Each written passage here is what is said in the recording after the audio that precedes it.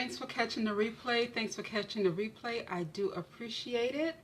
My replay viewers, thanks for catching the replay. I do appreciate it. The same thing here on my Facebook group. I appreciate it as you join. Go ahead and tell me your name and where you're scoping in from.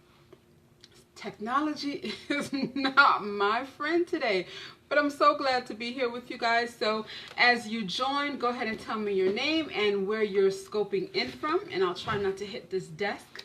My name is Agatha Damon. I am an executive presence coach and leadership development facilitator. So what that means is I help women in establishing their executive presence so that they can impact their, have maximum impact and also increase their income.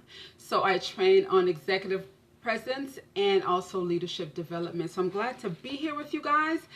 Thank you so much for joining. As it says in the title, I'm going to talk to you today briefly about 3 reasons why your voice is not being heard by your leadership team, right?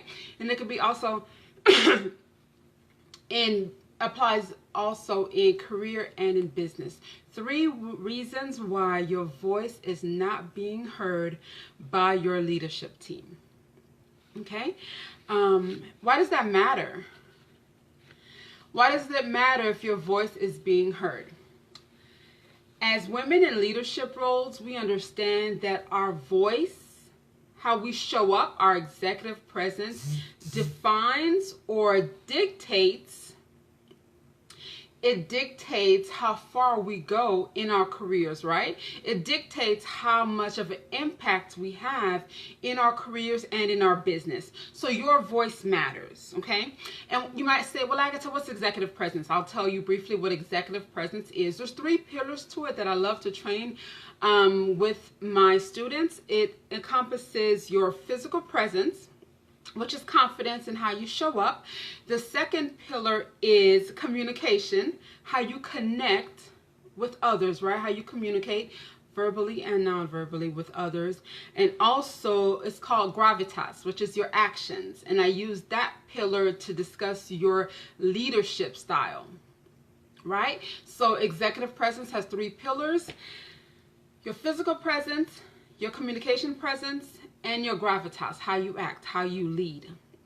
So women in leadership, it's essential to establish a firm executive presence. And today we're going to talk about how one key component, which is your voice, that falls into the communication piece, right? How your voice may be holding you back. Think about where you are in your career, the goals that you have to accomplish, where you are in your industry, right? And how far do you want to go in the next year or 2, and how your voice impacts that. What do I mean by your voice? I'm not so much talking about, well, number 1, I'll give you the first reason. The reason number 1, your voice is being overlooked, or you're not being heard in your industry or by your leadership team, is your voice distracts, right? Your voice distracts. Think about that. Your pitch, your intensity level, does it distract the individuals or the teams that you're talking to, right? Is your voice, if you manage a team, are you screaming at them? How many of us in corporate has been in an upper management level meeting and the presenter is physically actually screaming at you? How many of you have done this with your own teams? It could be out of warranted frustration.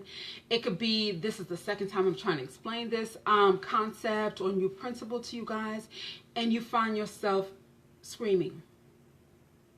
You know that is not an effective way to communicate. That is not an effective way to gather support. So why do we keep doing that?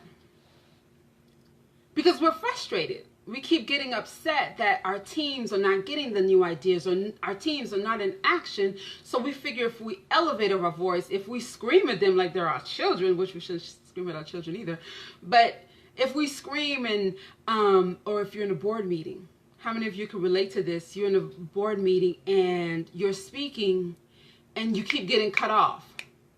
So your response is, well, let me raise the volume. Your voice is not being heard because your voice distracts, okay? That comes with your tone, your pitch, and your volume. So think about that the next time you're in a leadership position and you're in a role and you're looking for buy-in, you're looking for impact with your team members, the people that you're leading, or a message that you're conveying to higher up. Is your voice distracting from your message? Okay. The second reason why your voice is being ignored or your voice isn't being heard by leadership, I have here, is that your voice focuses on me. Do you guys, hey, thanks so much for joining. Tell me your name and where you're joining in from. So we're talking about the 3 reasons why your voice is not being heard by leadership. Our first one, we're saying your voice distracts. The second one is your voice screams me, me, me. Now, we're no longer staying on the actual tone, pitch, and sound of your voice. Now I want you to think about your voice as your value, your message, the ideals that distinguish you from every other supervisor, every other manager in that organization. Your voice screams me, me, me. Now